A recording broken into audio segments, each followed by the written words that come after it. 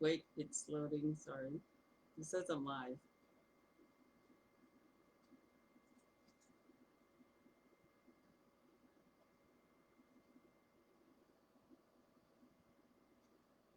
Um, no, it's not. You're not coming on Native Wellness. Okay, just a second, all right? Something's going on with my internet. Okay, wait. You're live. You're live, Lori. You're live. Okay, all right, thanks. Go. Okay. Go.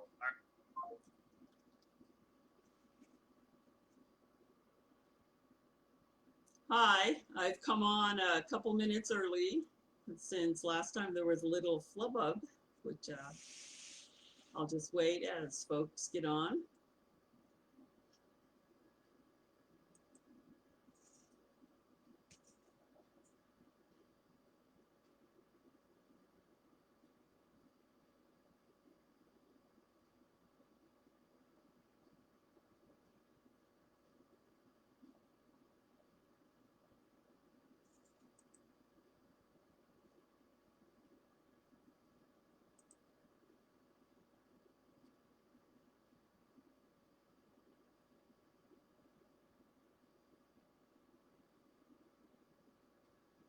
So you're just gonna see me sitting here until 1 o'clock.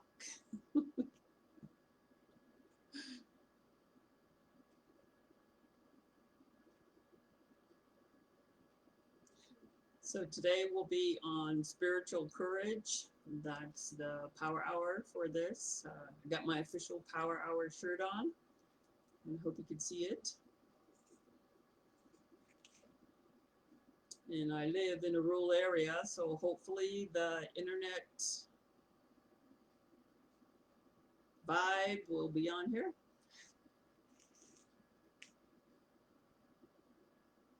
One more minute.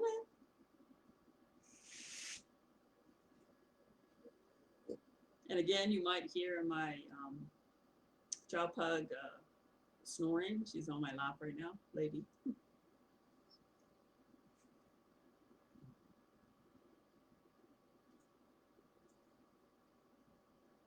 Okay.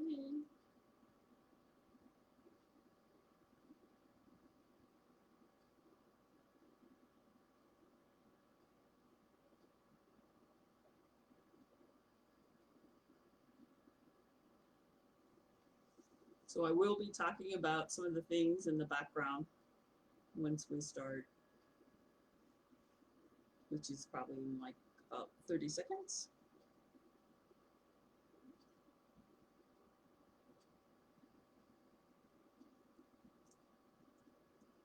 So good afternoon. Welcome to the Native Wellness Power Hour. And my name is Lori NewBreast. I'm Amspapikaniaki from the Blackfeet Reservation in Montana. And I'd just like to welcome you here today to the topic of spiritual courage. And I just want to be mindful about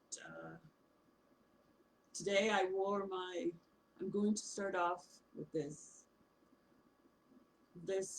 earrings and this necklace were a gift from not only one of my teachers, but also one of my very fun friends.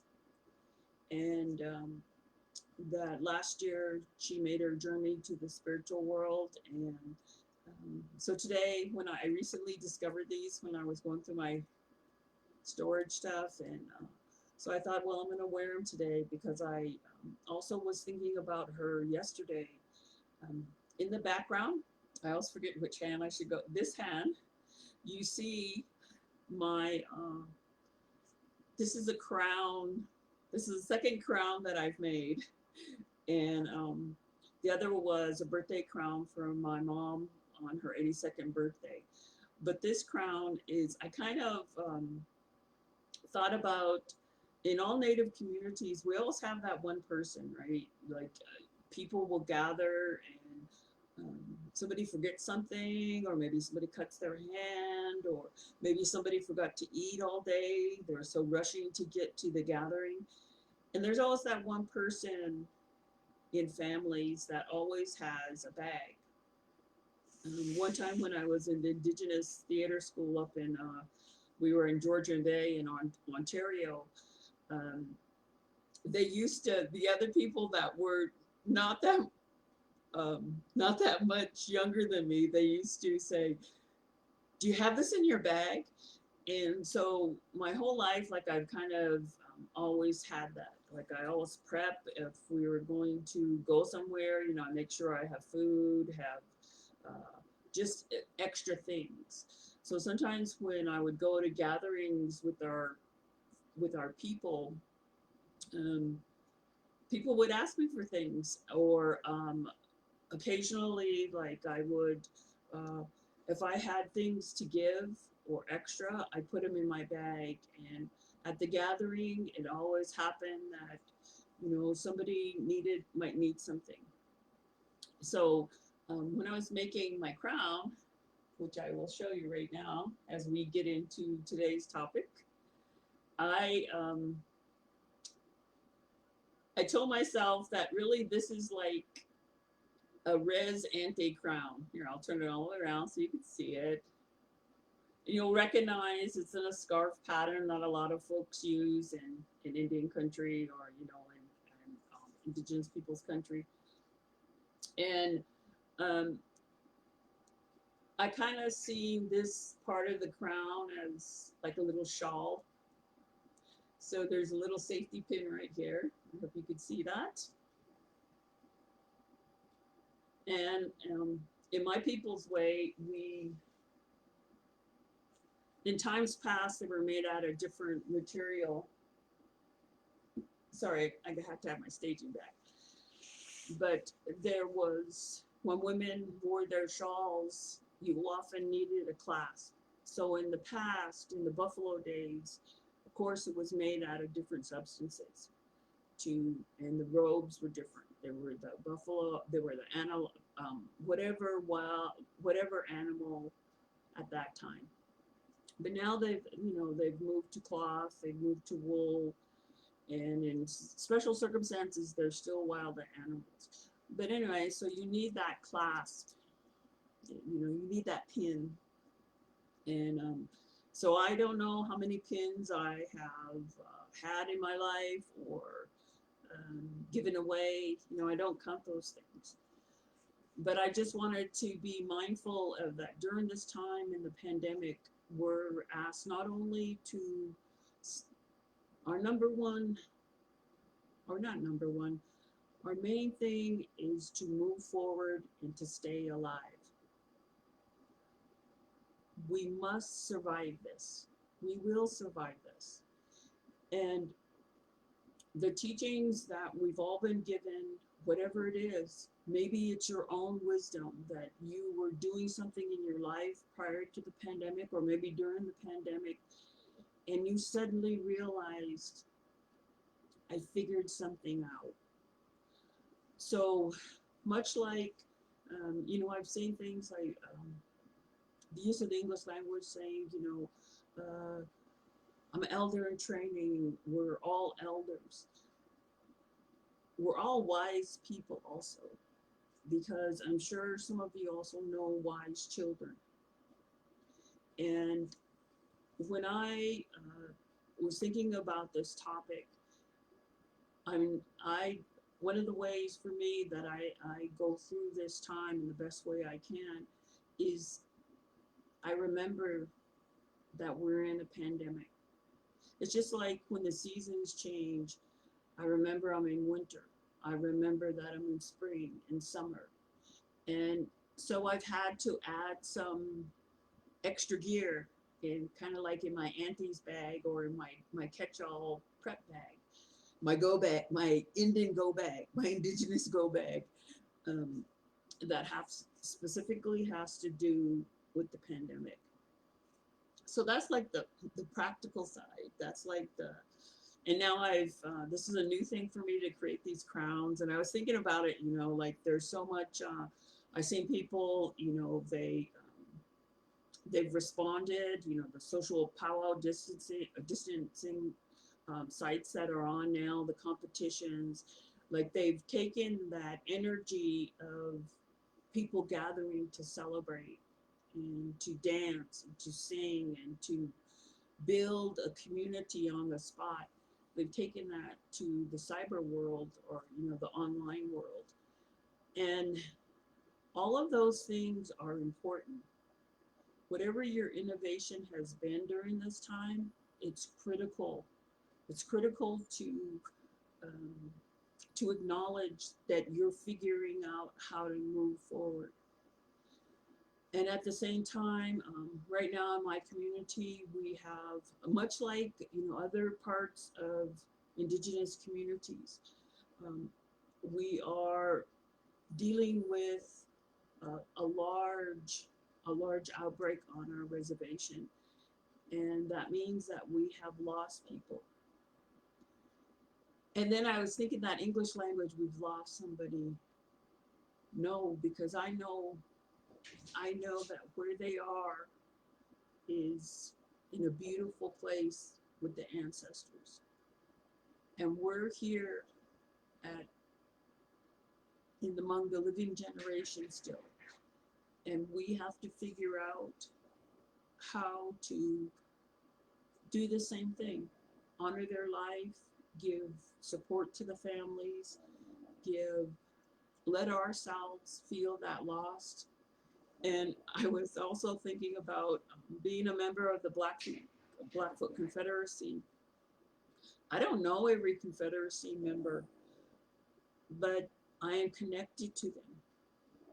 And that connection, that web of connection of relationships, is not just the human to human, it's also a spiritual connection. My spirit is connected to the rest of the members of the Blackfoot Confederacy. And that is also a place of strength where, and concern and compassion, and really looking towards like the whole experience that I'm having, not just the physical one of masking up, gloving up, hand sanitizers, wash my hands, all that stuff, you know, but it's also that I have to acknowledge that I'm connected to people spiritually. And this pandemic has a spiritual component to it. It's a challenge to us to go forward with all those things that are happening, with the things that we were addressing, from the historical trauma era, from the contemporary trauma era, from not anticipating too much trauma in the future. That's my prayer, that there are one of those generations that have arrived at a place that say we healed from this disruption in our culture.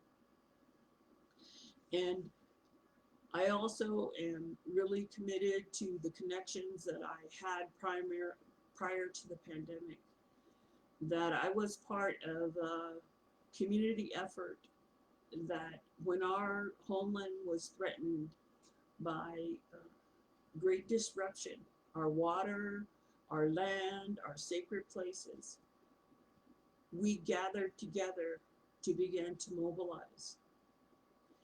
And I take that same type of strength and those connections I've made, all the places I've traveled.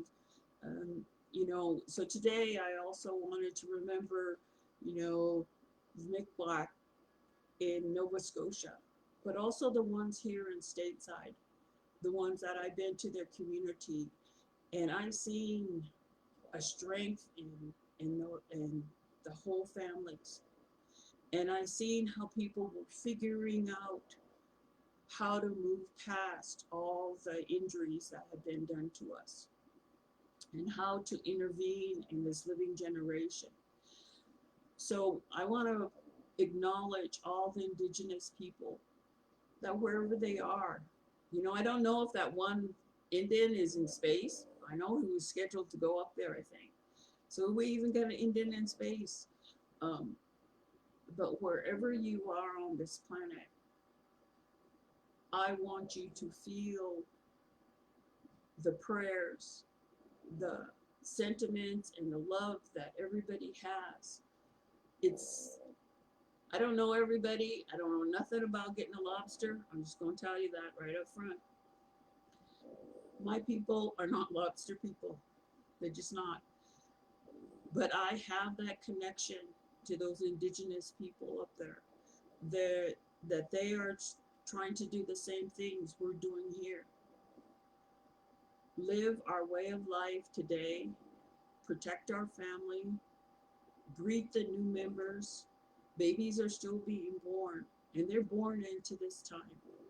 That's the story of their birth. So we are still moving forward in all communities, and to acknowledge that there's a strength in that. When you see people mobilize on the internet, you see people sign up and adapt to this new way of connection, they're doing it with that same spirit and intention that we all move forward. So I was also, you know, who doesn't like to laugh? And I think that um, on sometimes on a daily basis, given everything that's going on, I have to give myself permission to feel those moments of happiness and experience, stay in the moment. If something's funny, I laugh. So I was, you know, sometimes I minimize my time online sometimes for my own well-being. But sometimes, you know, people put jokes on there and they help. Good jokes. Good jokes that don't necessitate somebody's degradation and oppression, right? Because there's those jokes too. I don't like those jokes. So I was thinking also about, I kept seeing this English word, normal. Uh, uh, when things are normal, we'll do this. When things are normal, we'll do that. Or I miss when things were normal. And I even see like naughty behavior by some other people that aren't not, they're non-native, and where they want it to be normal so much that they won't accept that we're in a pandemic, and they act out. You know, everybody's got their own road to walk, and the road I am trying to walk is forward in the way, the cultural way of my ancestors, but also what has been my lifetime, my privilege to be in indigenous communities, my own, to be at gatherings that keep people together and help strengthen you. But I was thinking about that word normal, and I mean, you all know me where you see me in this connection in this medium, this online medium. But if you really knew me and like in real life, IRL in real life, right? That's not a word you would use to describe me. And I don't use that to describe myself, you know. I don't say, I'm normal. I just don't. And if my mom is watching this, when she watches the Power Hour, she can back me up on that. But I was thinking about that word. And so part of my journey is I use my whole, when something like gets me, like touches my spirit, especially an English word, I think, how did it get here? You know, and looking back, knowing origins, like the origin of my people, the place of first emergence, our sacred sites, that's what makes me who I am. But when I get those little static, those little buzzes from the English language, so I was looking at how they began to use it. And around before 1500, so we all kind of know what happened around there, right? It was largely used to describe a measurement in in their geometry or in their language origin of the English language, to describe a measurement, you know, like a yard of cloth, a meter of cloth, 5 inches, 10 inches, 20 meters, you know. And After 1500, it began to mean that there was a way to be, a social norm, a way of being that was normal, that was accepted and preferred. So after 1500, if you start looking at that one word that came in, they started morphing their own language because we were a challenge not only to their geometry, but also to every other aspect of their existence. So for me, I hope that we're not normal in the future. This is the time when we are recovering our true selves, being our true selves, living the way we want to, and moving forward based upon our who we were made by the Creator as a cultural person. For me, a member of the Blackfoot Confederacy. But I like to play around with the English language because it's tricky. It's like the original trickster language. And so I went through and I said, okay, if I take normal and I use, because that word kind of zings me, it zinged me my whole life. And I take it and I say, well, what is that zing? What does that zing mean? So I made up a little thing. I write things, I jot things down. So if I look at that zing that causes me, that, it started being crafted in 1500 after they came in contact with indigenous people. If I take the N, to me it means non-native, because that was the norm that was imposed on us historically. And it's part, if I take the O, that's oppression. And if I take the M, for me, that means man-made. The whole construct of being normal is man-made. And if I take the A, what they see when they looked at us, they seem an abnormal way of being. And then I just like the L. I mean, my English name, the name I go by, that is one of my identities, is Lori. So that starts with L. But when I look at that word normal, what I know from studying them is they're litigious. They like to fight legally, and they like to sue people. They like to prove through a legal means that they have the right to something, but only if they do not see us. So it's like they got litigious binders. So then I said, okay, well, let me recapture that word, because it's also could mean something else. It's kind of like if you're flat, like the Flat Earth Society. If you know the Earth is like this, is round. So if I take that word normal again, the N would be native, because I can use the English language that way. The O would be original people. The M would be miracle, because all evidence that happened human to human, culture to culture, was that we were not supposed to be here.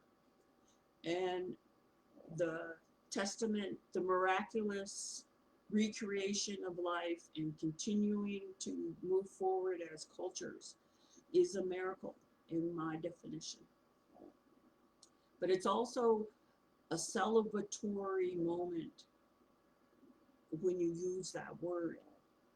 And as hard as the pandemic is, there is also small, many millions of glimmers of hope coming through every community. And it's miraculous. We're in a miraculous time. And if I say A, what has gotten me through this is my ancestors' teachings that came to me throughout parts of my life, but also realizing that I am somebody's ancestor. As time goes on and the other generations come about after I've made my own journey, I am somebody's ancestor right now because I know we will move into the future. And if I take that L in the word normal, the way that I am negotiating every day, even prepping for this, is living the life ways of my people, but also living the life ways of what of my own life that I've been gifted and the responsibility that I have to work my way out of the valleys of the pandemic. And so that's why I brought the crown, but also on this side is um, I miss people. I miss those gatherings. I miss people that I know I will never see again. I'll see them when I make my journey, but for right now, I won't see them. And so what I did was some of my to catalog that time I'm in, but also to move forward from what happened prior. Is I started making this. I call it a jelly roll quilt, but all the cloth on my quilt comes from ceremonial dresses I made for people, um, shirts, skirts, uh, blankets, star quilts, other cloth items that I've made from somebody. And so I'm remaking, it's my past, it's the pandemic, but it's also moving forward. And so that's also today I wanted to really share and encourage people, like with some, what do you do? You know, um, and the title, Spiritual Courage, like it isn't about, well, that's English language, I'm just saying that. But I've heard many slogans or sayings, that courage is fear that has said its prayers. Uh, Courage is when you're not sure how you're going to get through it, but you have to, or you have to address the wrong, even though you don't know the solution right. You act in faith. And so there are like techniques, there's real world stuff that you can do to start honing that muscle, to start owning your own, if you want to say your own empowerment, because that's what it's taking, and that's what people are doing. They're exhibiting courage on a daily basis. I see people, and we're going to work now. If you work for your nation, that's an act of courage because you are putting yourself literally in in action to help people, and you are accepting that way that you're going to find a way through it to do that, to help your nation if you work for it. But also, even like now, when you go to the grocery store, right? Nobody knew that we would be getting our, our badge of courage, shopping for some veggies and some meat. So small acts of courage, getting through this, helping people, understanding that you need to stay updated on the information we get about this time. All those little acts of courage come together in that life spark. And that is what is going to collectively illuminate the way forward for us. So maybe you're not out there, studying the vaccine in the lab, but if you are taking care of yourself today, if you washed your face, if you got dressed, all of those actions to not be overrun by this time are acts of courage. And they're saying through action, you're telling creation, I'm going to be ready. I'm going to get ready. I'm going to move through today in a good way. And I always, when I'm going to share with this, or on the Power Hour, I'm always mindful that my way is not everyone's way. And I've seen some incredibly beautiful things come out and that people have shared. So I just wanted to um, share also that during this time, a norm has always been in my family that we talk about what we dream, or we talk about, we check in how we slept. Did you get a good night's sleep? Did you wake up early? Were you disrupted? What did you dream? And for myself, I off and on in my life, like, like old style, pencil on a pen or pen on a paper, I kept a dream journal. So I would write down dreams no matter what. And then there came a time when I had significant dreams that put me on a different path in life, that those dreams I didn't have to write down because I was living it. And so I would like to encourage you during this time that you pay attention to what you dream. Because with so much going on in the waking time in your day, sometimes that needs to be quieted when you sleep for you to understand in a different way living now. So I would just like to encourage you that if you have during this time to remember what you dream, to tell somebody, to find a person that you talk to. Because in the teachings, there's always been times when people dream and it helps everybody.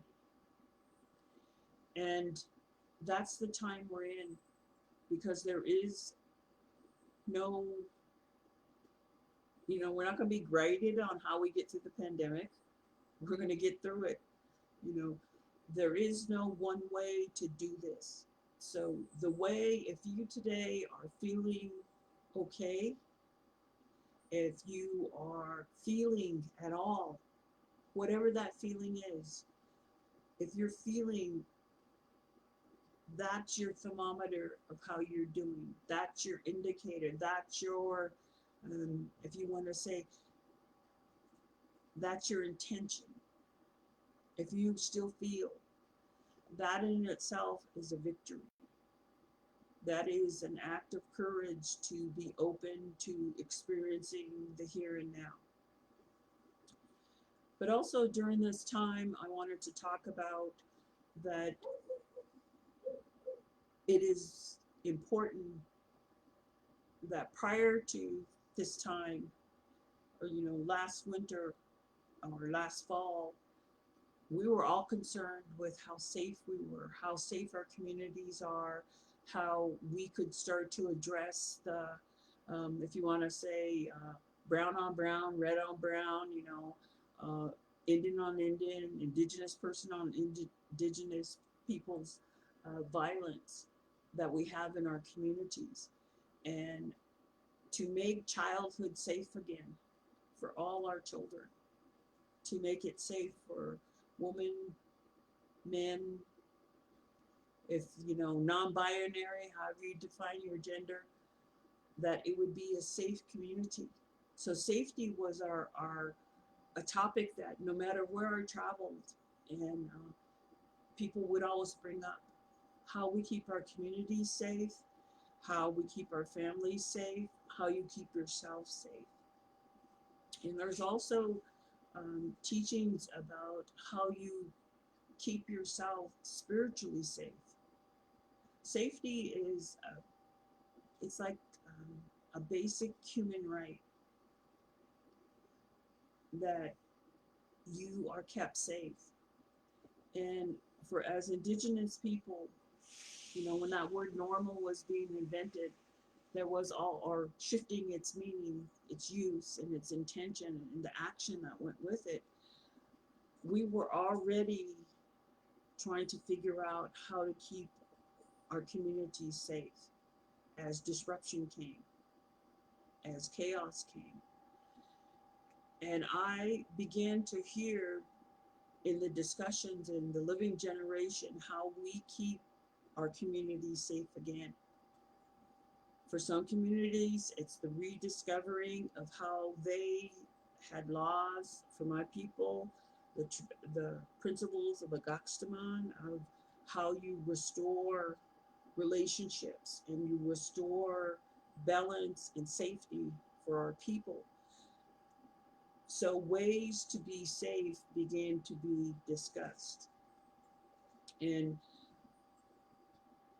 in my experience, those with indigenous people involved spiritual safety. If it was a ceremony that people practice or a gathering or a tradition um, of how we kept our communities safe, there was always that full commitment to it. Even your spirit committed to it. And so during the pandemic, we are once again, we have to be mindful of all of those things. One of my younger um, colleagues and friends, she was reminded of that we, as much as we're dealing, we also have to plan that in our Indian or indigenous go bag. We also have to have a plan for our physical safety, our spiritual safety, and not to be afraid, but to be mindful that we're each responsible for keeping our spirit safe. And because we have to celebrate, we have to dream, we have to invent, we have to share good times again. And we also, during this time, we are asked to do many things and not come to physically together. And in some parts of the world where indigenous people live and the countries that now are in their geography, they figured out a way to once again gather, to once again openly, person to person, experience their cultural ways of life freely. And for us, we're given kind of here in particularly in the US, but also now in other parts of the world, we're given the task of how do we do that. And I thought in one way it seems complex, but in the other it's very simple. We are all spiritually connected. As indigenous people, our spirits are connected. And um, I was trying to, so 14 winters ago, we had two Maori carvers come to our land.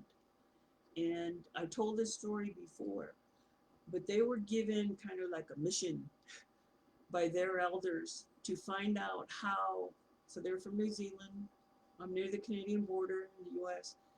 So they were given a mission by their elders to find out in practical senses how we were taking care of the water here, because how we take care of the water impacts the water where their people live. And that's like, you also have to acknowledge that our people are connected in a way that our cultural practices enable us to have and maintain that spiritual connection to others. That's why when this when I see somebody, they put on their um, their new grandbaby, or they share something about their children are doing now, and I may never know that person, or that I may never get to hold that baby, or even know what they'll do the next day, but just that connection to see an Indigenous child, I know that connection because that is a spiritual connection that all Indigenous cultures acknowledge.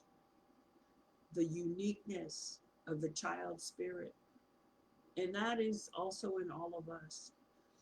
So the other, I guess one of the other things when I was thinking about today, what I was going to talk about was to really talk about acknowledging that child you were, that child spirit that regardless of your age, you carry within you. And you are its spiritual parent. That's eternal. Whoever you were with the child, you have that nurturing capability. You have that ability to soothe that child. If something harmful was done, or if something great was done. And there are so many children now that are, um, again, being taught at home, or their childhood changed overnight, and they are figuring out. So really, I would like to acknowledge all the young people, all the Indigenous young people right now, because the hope and all the struggles of the living generation that push forward, safety for our communities, for ourselves, try to address injustices and reconcile them, or that's kind of a naughty word in Canada, but where we try to regroup and reintegrate so no further harm was done to our people. So all of those actions are important, but we need to acknowledge that the young people now are living a different childhood than we may have envisioned. And the pandemic has brought change, and there's change means different things to people. But when we look at how in our past, or even now as adults, change brought chaos to our ancestors. When our ways of life changed, chaos came. And so sometimes that vibration is still playing out with people. And the nostalgia that comes back with, I wish things were the way they were. And sometimes, it's funny. It's like I think some people have shed tears over, like, if they, that uh, they can't go in through Starbucks drive. They can't go through a drive-through and get a fancy coffee, or they can't, go to a movie and get a big popcorn, or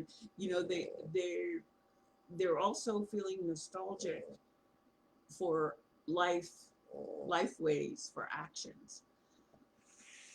But I look at one time, one of the ladies that she's a Anishinaabe, and she was sharing with what she felt was good about the change that had come, and she got it down to three things. So she was saying, some of the things they've brought to us haven't worked out for us, and some of them hurt us, and there was harmful. She's talking about history.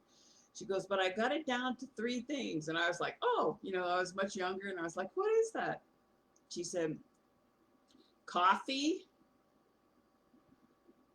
My apologies to all the tea drinkers. Eyeglasses and false teeth. So to her, the whole gifts that had come with change, that's the only thing they had improved on in our way of life, in our communities. And so I would think about that periodically, and I've been thinking about that now. And I just really enjoy, like, she had, and that was it. She was sticking to it, because she was a knowledge keeper for her people. Um, And also, she went around and she helped other Indigenous people because she was a knowledge keeper for her people. And so I also remember her sharing that and just feeling, not only like, yeah, agreeing with her, but also I had this feeling where I felt prideful because what she was saying was our ways, all our ways of life, we had everything we needed. And those are the only three improvements. So I hold on to that vision that she shared with me, that our way of life, we had everything we needed. And that included our spiritual connection, our connection to our people, our love of our people, how you were raised to not only respect and love yourself, but others. And I hold on to that during this time. And I try, and many days I succeed during the pandemic to honor that in other people, to have compassion for the way that they are getting through this. And if you are doing something that's on behalf of the people, don't think you're doing it alone, because this medium can make people feel like they're separated. But I want to tell you something, that the original, if you want to say global net, was the spiritual net. It was a spiritual net of connection. That's how those Indigenous people, those Maori men, could come to our community from New Zealand and be given that mission by their elders. And many times I have heard in different ways describe the surety of people trusting that spiritual connection to get through change that was brought to us. And this week, when I when I would see things, or um, I would care, I belong to other networks where I could take action through this medium to let people know in other communities, you know, I am connected to you. I want the same thing for your community that I want for mine. And that basic safety, that spiritual connection, is what gives us strength now. So if you are out there in internet land, don't think you're alone. That's the one thing that this experience over and over, I've thought about how this has united, it's brought together people, and we're figuring it out, how to move through it in a good way. In the early 2000s, I belonged to a group of, it was of many nations, and we were forming this organization.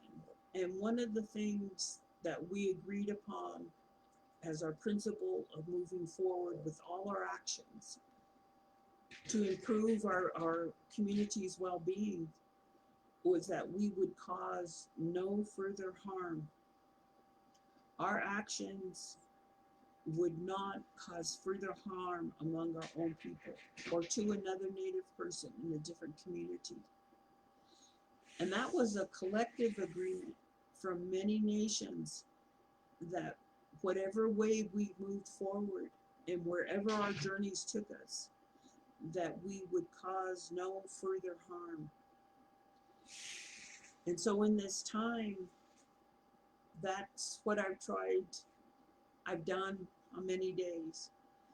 And I am often reminded to include myself, that if there was something that I am still, maybe there was some action taken, or somebody talked bad about me, I would not pay it forward. I would not accept that bad talk,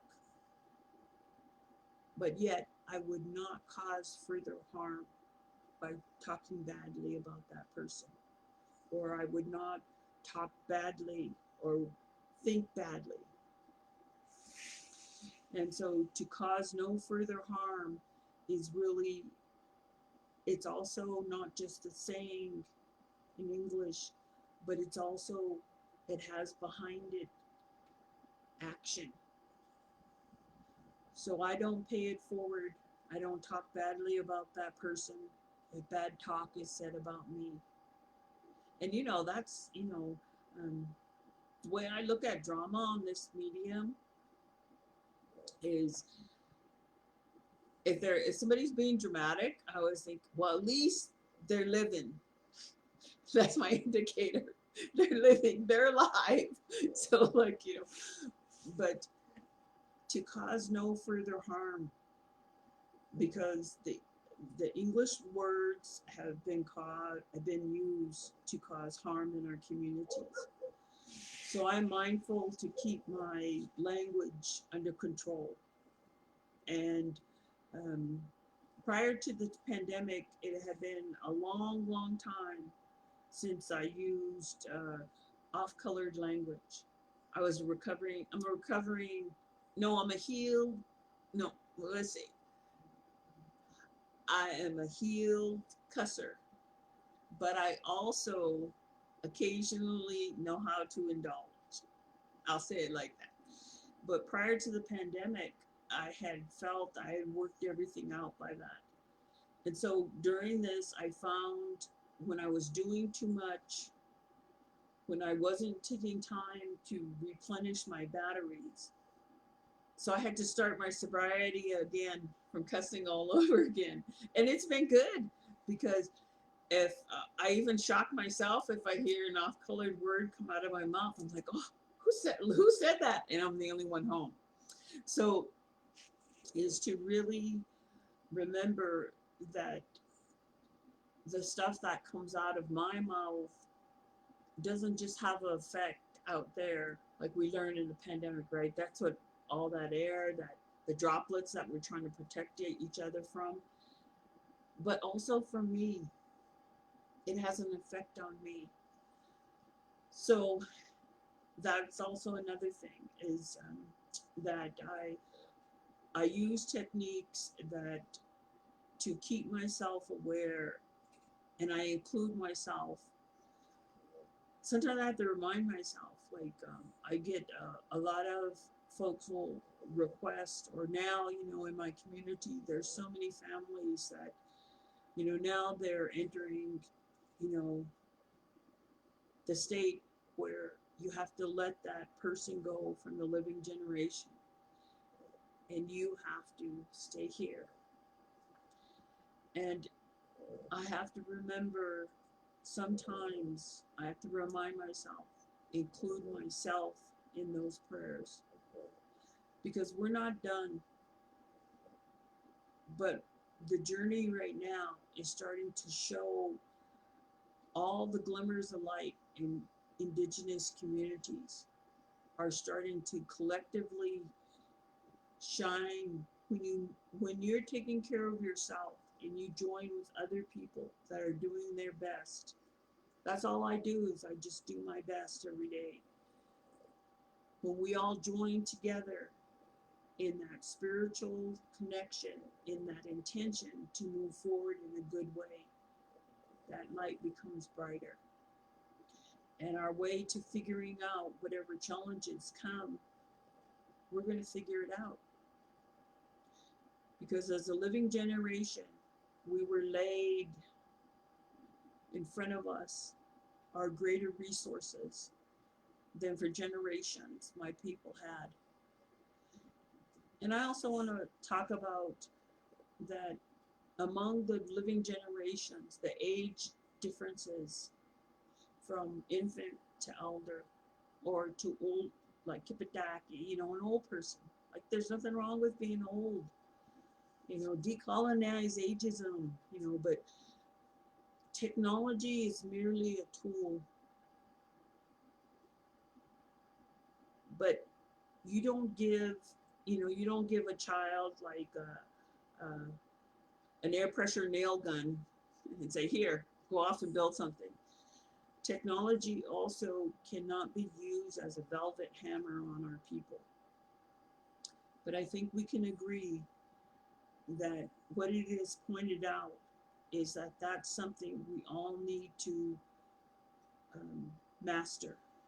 And we also need more of it so that somebody in Nunavut or somebody in Yellowknife, or in Barrows or in New Zealand or in Australia, wherever there's indigenous communities, we need our technology so that our networking can be stronger. So if you are out there as a person who has had privilege and has those skills, or you have that zeal to connect with people, there is a ready-made way you can start to use your best mind to ensure that all our communities are connected together. And I seen, it was hard to see some of the stuff that was going on in Nova Scotia, and to hear through technology the stories that are coming out among particularly the two men that they had to survive that moment, and they have, when they were being attacked.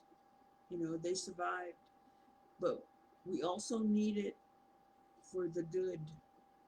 We need to share more of the beauty of our way of life with each other, with other indigenous people. Because when we show those sparks of light in our communities, we are taking not only an act of faith, but also of courage. Because to be visible for a long time was unsafe for our people. And I am unwilling to go back to that time. And we understand that through indigenous communities, or to earth-based, sky-based, Neswitipi, whatever your word is for that original person, those connections are also going to help us. So that is not just my prayer. That's also what I wanted to talk about today. So if you are working and you think, well, because I can't move around, I can't go there, I can't fly there, I can't go on a plane, I can't drive there, I can't take a boat, I don't know, uh, I just thought of this, a hot air balloon, but it doesn't mean that you can't help. So I envision and I work on building new networks using this with other indigenous people. So it's not just the people I know, it's the people I don't know. And that's also, I think that it's evidence of how quickly we can become connected on here. That is more like the way that indigenous thought, where if my ancestors, when they were moving through this land, they just had to glance up at the sky and they knew what was going to happen in a couple hours. They just had to hear the wind, a smell come out, and they knew when things were going to change. And they got ready. And that ability to not only live by your dreams, but to incorporate them on your earth living experience, that is now sometimes what people call like quantum physics or quantum thinking. But to me, that is how indigenous intelligence works. We incorporate everything. We incorporate the physical, the tactical. We incorporate the intellectual, the feelings. And what holds that all together is our spirit, These are spiritual connections that enable us to deal with tens of thousands of things in a moment. And many times in my travels, people would say, well, don't you miss home? And I would say, yes, I do. And then sometimes I wouldn't say, but I am home, even if I wasn't, even if I wasn't on the land base, if I was in Europe, or maybe I was in Australia, or I was in some of the other places that I've been part of my path. I was home in that moment. So yes, I missed the physical part, the sounds, the smells, the land, the people, but I was home. And that is, to me, like the gift that we've been given of our spiritual connection. So when I was thinking of the title today, spiritual courage to me is acknowledging that all the things that we want to improve, we want to give energy to see to their fruition, so that we can have celebrations. I worked with people in a lot in the Great Lakes area, both in the U.S. and in Canada. And the thing I always liked is something good would happen, and they'd get a gift or something, and they'd say, "We have to feast this. We have to make a gathering and celebrate this." And I really, in my people, we have those ways too. I would like just feel so encouraged that I knew other people were doing that action. That you didn't have to wait for calendar day to celebrate. You did not. We just celebrated because life, it can be so just miraculous. It can be wonderful. And in this time, there are those moments. And we have to take our collective experience, everything from this time, and move forward. So I would like to say to all of you, as we're coming to the end of this, that you are strong, that you are a courageous person, because you are drawing breath right now and you're moving forward. You are the living evidence of our ancestors' spiritual courage. And we're their dream, that we continued to acknowledge our ways, a way of being, because that's our cultural way of life. That's our gift, that we were all gifted. And how we use it, it's up to us. So today, not only do I want to say that I love all of you listening or out there, but I really wish you the best. And I'm looking forward to you sharing and hearing your stories, not only today, but in the future. And I'd like to say, put it out there to the future generations. I'm telling you, I'm doing my best. And if this lives on beyond my earth years, I want you to know we did our best, and we believe that you can move into the future in a good way. So with that, I thank you for being with me here on the Native Wellness Power Hour, and I wish you all a good sleep and many, many, many good dreams.